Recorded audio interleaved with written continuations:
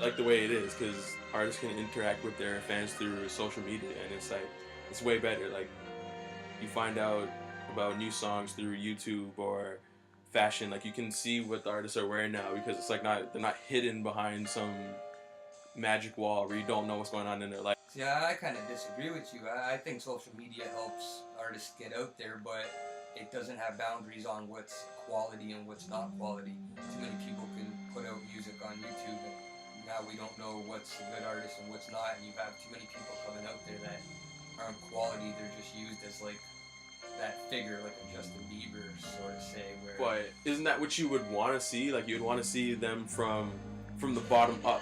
You want to see the whole story if they're to an talented, artist. yeah. Yeah, but you have to give them time.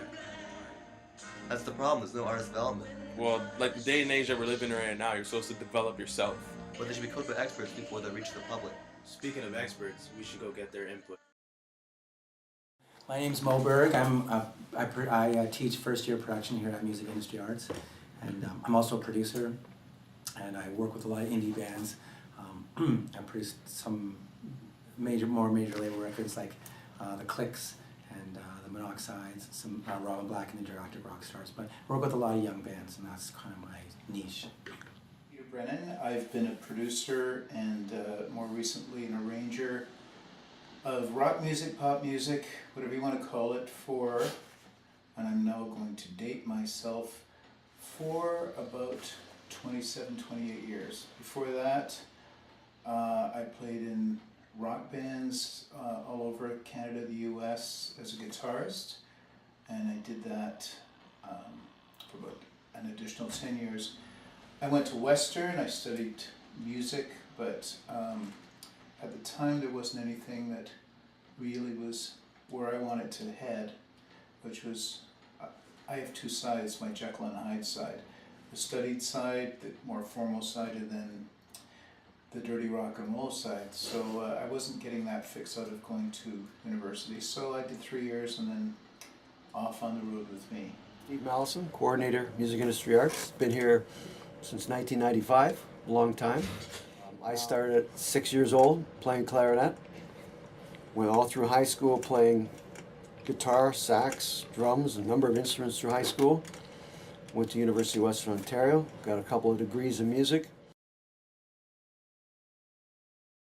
Producer is someone who you start at the very beginning, you start with the songs, and you go all the way to the mastering stage.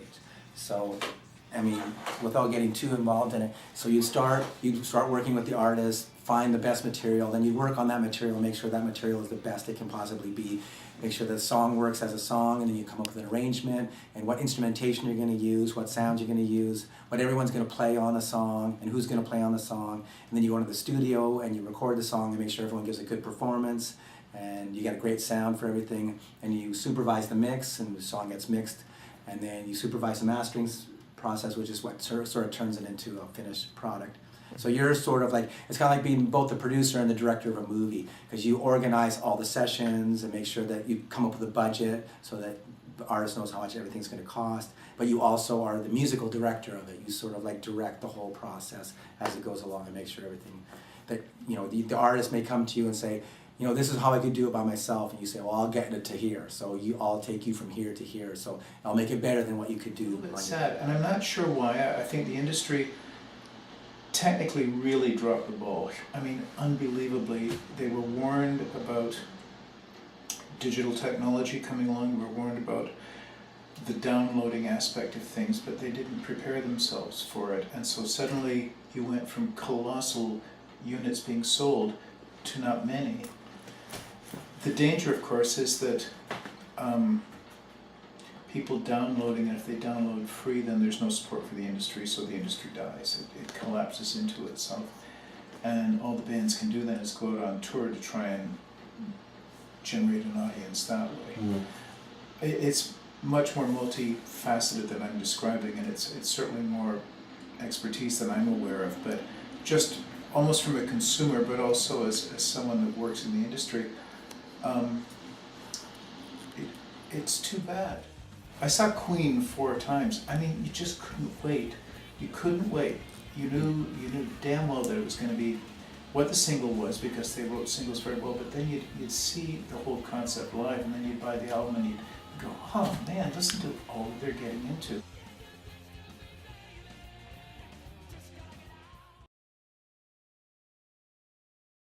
Right now, I'm not sure. I think for the last 10 years, it's been going in a very bad direction.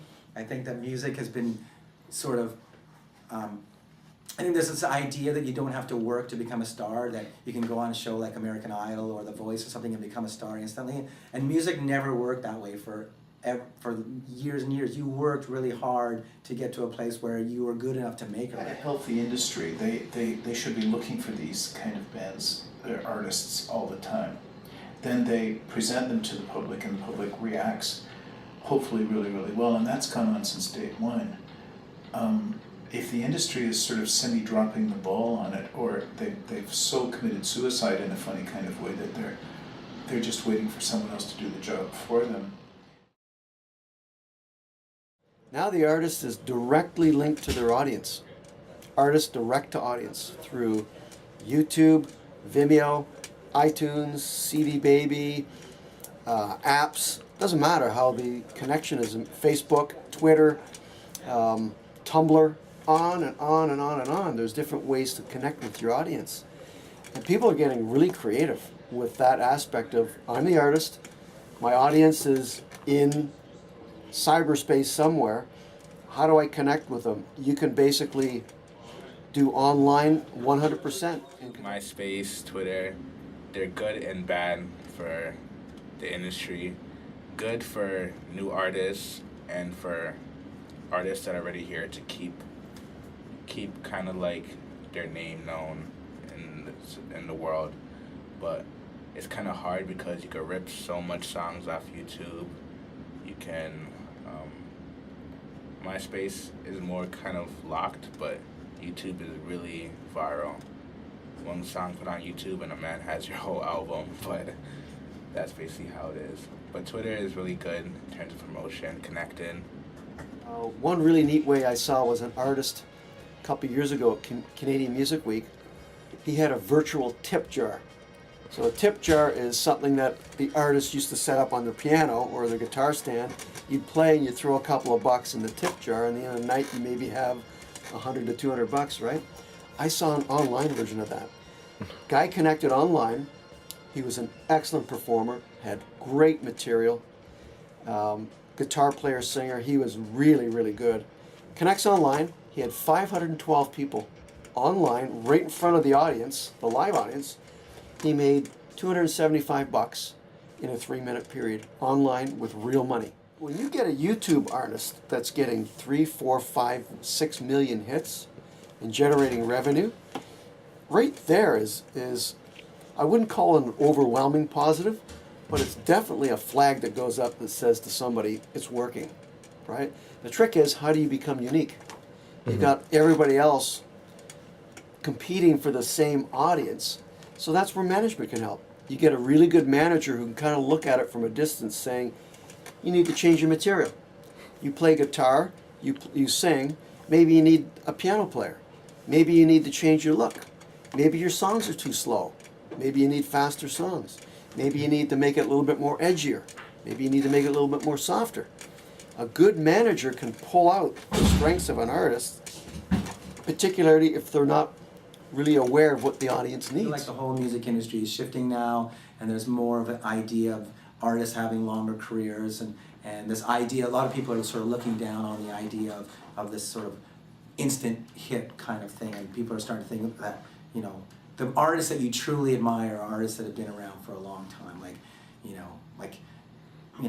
people still listen to old Led Zeppelin records 30 years later, but even some of the great artists that are on, like now, someone like Jay-Z has had a really long career, and he's been successful for a really long time. Even the Beastie Boys had a nice long career. Radiohead is starting to have that sort of long career where they're, and a lot of the reason is because they keep on putting out compelling music. It's not, they're just not coming up with disposable trash, but they're putting out music that's, every time they put out a record, is something really cool and interesting is happening.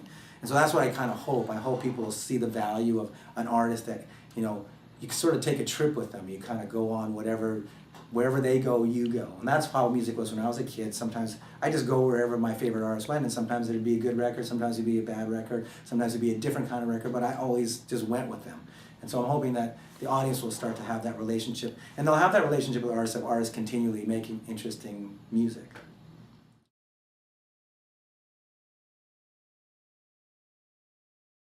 Yes, in the past, producers were kind of behind the scenes, and all the producers of music have got different styles. Some of them are really upfront. Mutt Lange, for example, Quincy Jones. These producers are well known, in your face, kind of part of the whole artist scheme of things, right?